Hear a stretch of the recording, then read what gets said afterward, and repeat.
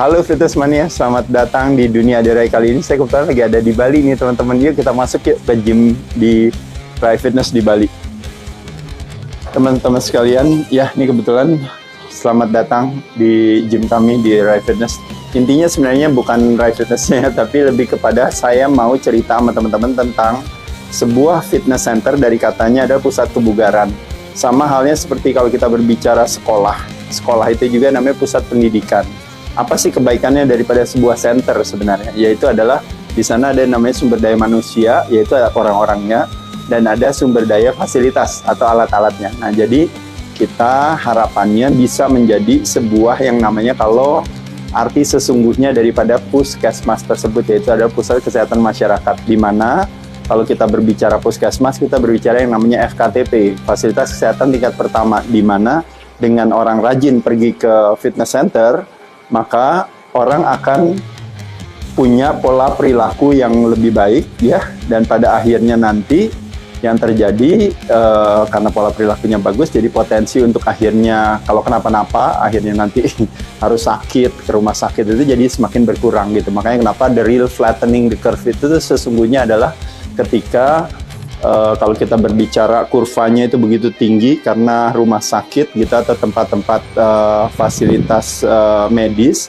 tidak bisa menampung karena begitu banyak masyarakat yang mengalami kesakitan. Nah, dengan punya pola perilaku sehat bagi masyarakatnya, maka potensi untuk terjadinya membludaknya yang namanya kalau istilahnya banyak orang sakit itu menjadi lebih berkurang tuh teman-teman. Ya, jadi itu alasannya. Kalau kita berbicara puskesmas, berbicara fasilitas kesehatan tingkat pertama, berbicara fitness center, is the real flattening the curve sesungguhnya. It's a tools yang bisa flattening the curve tersebut. Ya, teman-teman ini kebetulan dicoba oleh kami untuk supaya bisa terjadinya yang namanya keseimbangan, harmonisasi antara berbagai elemen. Karena kalau kita berbicara gym, kadang-kadang gym itu kan elemen besinya terlalu keras ya. Plus ditambah sayanya juga anjing besi, jadi keras juga. Jadi teman-teman sekalian, itu alasan kenapa menurut saya menyenangkan kalau kita menjadikan sarana fasilitas tersebut juga tidak hanya berfokus kepada fisikalitas, lebih kepada alatnya atau barangnya, tapi juga kalau bisa juga kepada elemen energinya ya. Dalam hal ini yaitu adalah ketika kita mengkombinasikan hal tersebut. Teman-teman boleh lihat di sini ya, kalau gym ya tuh. Nah, jadi ini adalah yang namanya weights area atau weight training area, di mana kalau kita berbicara area buat latihan beban menjadi yang utama kalau teman-teman tahu, karena memang makanya kenapa tadi saya bilang besinya banyak ya. Nah, tapi intinya itu adalah salah satu yang menjadi ujung tombak. Makanya kenapa orang bilang nge-gym itu kadang-kadang ada asosiasi lebih kepada kayak latihan bebannya gitu ya. Tapi secara umum kalau ini disebut dengan namanya resistance training, melakukan aktivitas latihan pengencangan otot rangka. Nah, kalau pengencangan otot jantung, teman-teman bisa lihat di sini. Ini ada beberapa alat-alat bantu ya, cardio exercise. Jadi kalau teman-teman bisa misalnya jalan kaki di rumah, jalan kaki di luar, mungkin naik sepeda, berenang, jogging, atau melakukan berbagai aktivitas cardio exercise, olahraga permainan, atau mungkin juga olahraga yang terorganisir nih. Kalau teman-teman misalnya kayak senam-senam aerobik gitu ya, group exercise, itu teman-teman bisa lakukan. Tapi juga bisa dengan alat bantu. Di sini ada treadmill, cross trainer dan sebagainya. Di setiap gym biasanya tergantung daripada kemampuan gym tersebut ya, bisa berinvestasi. Mungkin alatnya masing-masing pasti sesuai dengan kebutuhannya. Tapi itemnya tetap sama, alatnya bisa beda-beda ya.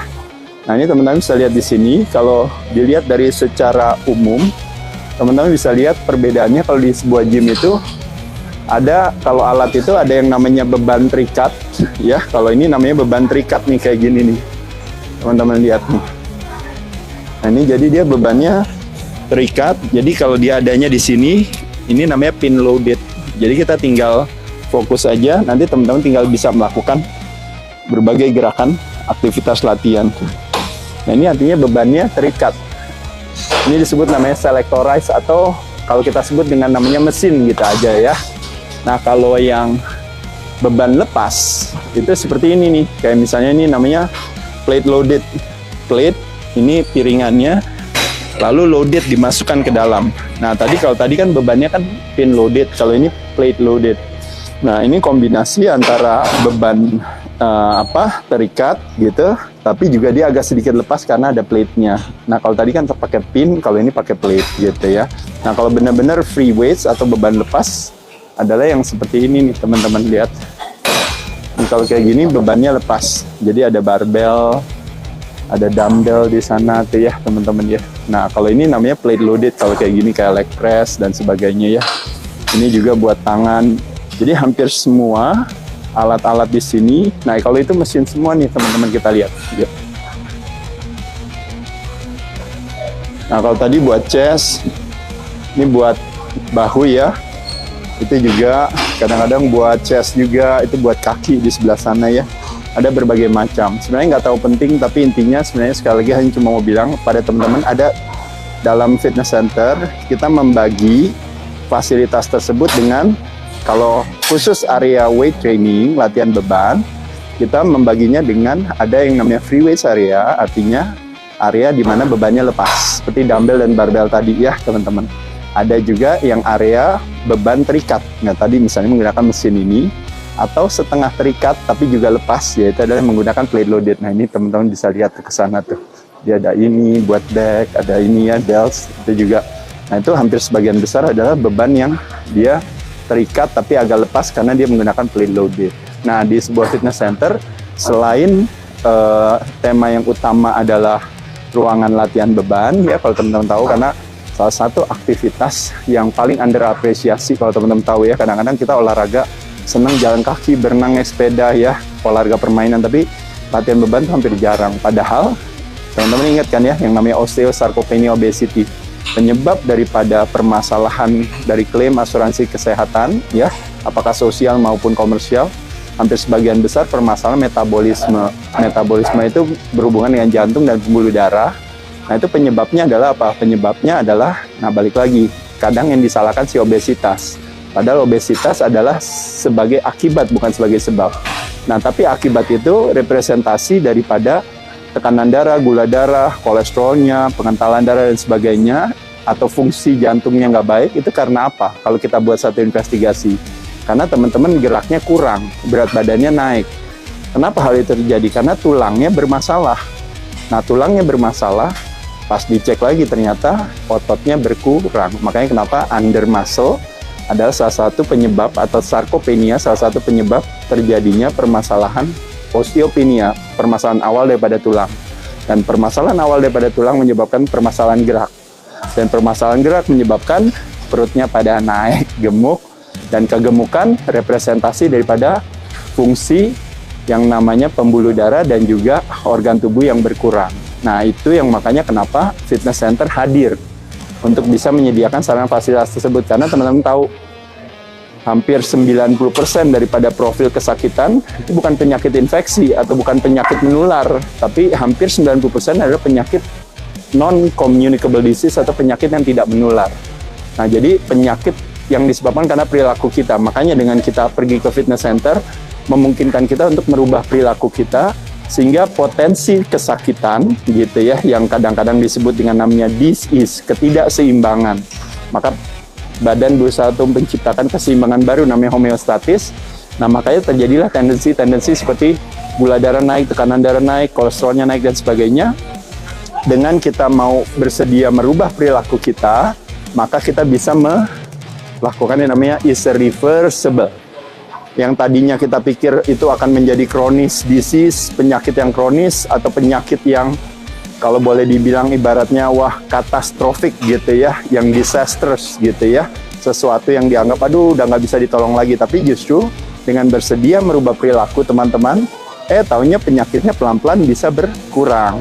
Dan juga yang lebih hebatnya lagi, banyak sekali dengan teman-teman rajin melakukan aktivitas olahraga fitness ini, akhirnya yang terjadi kita mendapatkan suatu kemandirian sehat ketika ketergantungan akan berbagai obat itu jadi semakin berkurang tuh teman-teman ya. Nah, teman-teman kalau lihat di sini ya, jadi selain area weight training dan juga ada area cardio tadi ya, teman-teman juga bisa masuk ke dalam satu tempat di mana di sini ada kayak studio-studio untuk group exercise tuh teman-teman. Nah, teman-teman bisa lihat ya di sini ya. Nah, itu beberapa areanya di sana ya. Nah, itu bisa lihat di situ. Kebetulan hari ini nggak ada kelasnya ya teman-teman ya, tapi kurang lebih ya gambarannya ada. Nah, ini juga sama, ini namanya spinning class nih teman-teman. Ya, ini spinning class juga sama. Ini jadi kayak latihan naik sepeda tapi bersama-sama dengan ada instrukturnya di depan nanti dengan berbagai musik dan sebagainya. Ini juga salah satu varian daripada cardio exercise yang menjadikan fitness center sebagai sesuatu yang fun, yang bisa dihuni atau bisa ditinggali oleh orang-orang ya. Jadi makanya kenapa orang suka bilang bahwa fitness center itu adalah disebut dengan namanya third home. Third home itu artinya apa? Rumah ketiga gitu ya.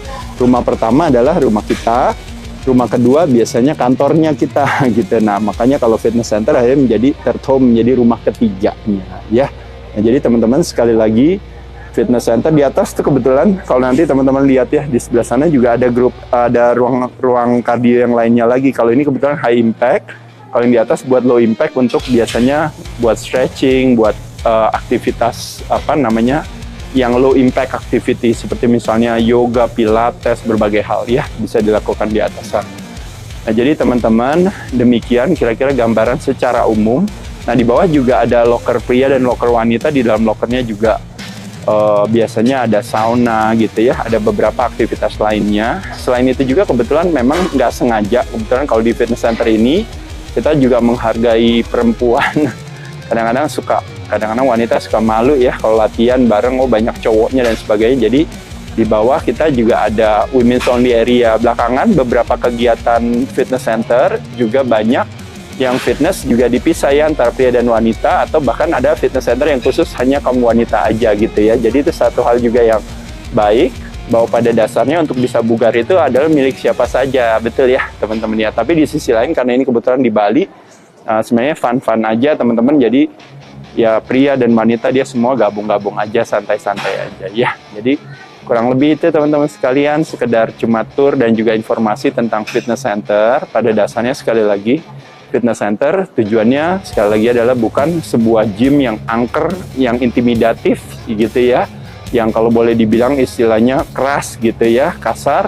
Tapi harusnya kebalikannya, mengasosiasikan fitness center sebagai salah satu sarana rumah ketiga kita, di mana dengan kita pergi ke fitness center kita akan bertemu dengan para manusianya, sumber daya manusianya yang akan membantu kita mendekatkan kita pada sehat, karena mereka akan bantu kita merubah pola perilaku kita. Makanya kenapa di gym ini juga ada makanan sehat di bawah. Kalau teman-teman tahu ada kantinnya ya, dan juga biasanya salah satu tantangan daripada kantin sehat di gym itu adalah kalau bisa memang makanannya itu juga memang dedikasinya memang menunya menu-menu sehat, dan juga harganya harus terjangkau ya, karena kadang-kadang kalau bilang sehat tapi mahal juga akhirnya jadi turn off ya orang ya. Tapi kalau bisa sehat tapi terjangkau, dan tentu juga yang enak itu bukan selalu tidak sehat gitu ya. Ada istilah yang mengatakan bahwa when delicious meets nutritious gitu, artinya bahwa sekarang ini dengan kreativitas kita bisa punya makanan sehat tapi juga enak. Demikian teman-teman sekalian, nanti kapan-kapan teman-teman bisa main ke sini, atau teman-teman sekali lagi ya, gym itu bisa di mana aja ya. Teman-teman, yang penting dari gym apa? Fitness center apa teman-teman? Kalau bisa mudah dijangkau oleh teman-teman. Makanya kenapa fitness center yang layak itu adalah bukan yang paling lengkap, terlepas daripada lengkap menyenangkan. Bersih, kebersihan adalah salah satu prasyarat yang baik. Keramahan, salah satu juga kebaikan. Makanya fitness center adanya di hospitality business kan, sama seperti hotel. Tapi yang paling utama kalau teman-teman, kalau bisa dia letaknya mudah dijangkau oleh kita. Apakah dekat dengan rumah, apakah dekat dengan tempat kita bekerja, atau mungkin dekat dengan pokoknya segala aktivitas yang kita setiap hari ada di sana. Gymnya ternyata ada juga dekat. Nah, dengan kayak gitu kita bisa jadikan ini sebagai satu bagian daripada lifestyle kita ya. Kurang lebih itu teman-teman, semoga bermanfaat. Jadi teman-teman kawan-kawan main-main ke sini. Dadah.